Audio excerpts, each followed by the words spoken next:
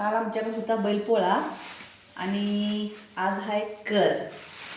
तर ह्या काळ्या पिशवीत काय आहे तुम्हाला माहितीच असेल. काळ्या पिशवी म्हटल्यावर काही तर आहे ह्याच्यामध्ये. तर बघा 2 पिशव्या आहेत या. तर ह्या पिशवीत काय निघतंय बघूया. मोबाईल खाली करा. ह्या पिशवीत काय निघतंय बघा. तर ह्या पिशवीत काय निघतंय. ह्या पिशवीत हा मटण. हे बघा, हे आहे भोपळाचं 1 किलो ताजं ताजं मटण.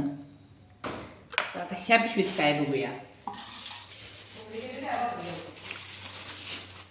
ह्या पिशवीत काय निघतं या.